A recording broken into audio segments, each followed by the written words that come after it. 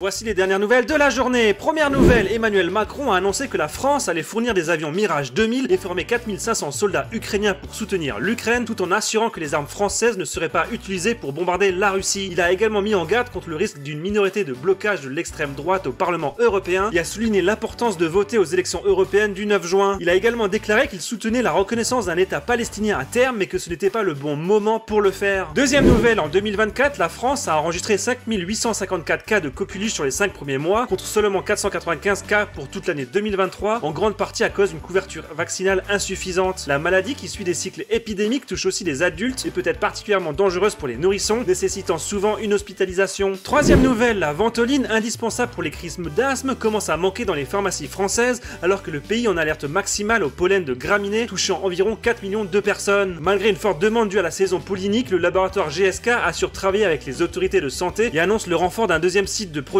en Espagne pour augmenter les volumes sur le marché. Quatrième nouvelle, l'augmentation des catastrophes naturelles, conséquence du changement climatique, menace rapidement les routes françaises, avec jusqu'à 10% des routes endommagées dans le Pas-de-Calais suite aux inondations hivernales. Les pluies diluviennes, les crues et les écarts de température détériorent les infrastructures routières, nécessitant des investissements de plusieurs dizaines de milliards d'euros pour leur adaptation au changement climatique prévu. Cinquième nouvelle, la Côte d'Ivoire inaugure sa première centrale solaire à Boundiali, symbole de sa transition énergétique, avec 60 000 panneaux solaires couvrant 36 hectares pour une production de 80 MW crête, financée à hauteur de 75 millions d'euros par la Côte d'Ivoire, un prêt allemand et un don de l'Union européenne. Sixième nouvelle, la Norvège a découvert le plus grand gisement de terres rares en Europe, soit de métaux rares, avec 8,8 millions de tonnes, ce qui pourrait réduire la dépendance à la Chine. L'exploitation de ce gisement, situé dans le sud-est du pays, pourrait commencer en 2030 avec un investissement initial de 867 millions d'euros. Septième nouvelle, la Russie va envoyer 3 navires de guerre et un sous-marin nucléaire à Cuba la semaine prochaine, suscitant des inquiétudes aux États-Unis en raison de la proximité de la région avec leurs côtes, malgré les assurances de Cuba sur le respect des règles internationales et l'absence d'armes nucléaires à bord. Cette visite s'inscrit dans le cadre des relations historiquement amicales entre Cuba et la Fédération de Russie. Huitième nouvelle, les Nations Unies ont condamné la flagellation de 63 personnes en Afghanistan ce mardi et ont appelé les autorités talibanes à mettre fin à cette pratique. Depuis leur retour au pouvoir en août 2021, les talibans ont réintroduit une interprétation stricte de la charia, entraînant une augmentation des châtiments corporels, notamment les coups de fouet. Neuvième nouvelle, au Sénégal, la liberté de la presse a subi une forte détérioration entre 2021 et 2024, avec une chute drastique de 30 places dans le classement mondial de la liberté de la presse, passant de la 49e à la 94e place selon Reporters sans frontières, suite à plus de 60 agressions, arrestations et détentions de journalistes, ainsi que des entraves à l'exercice du métier.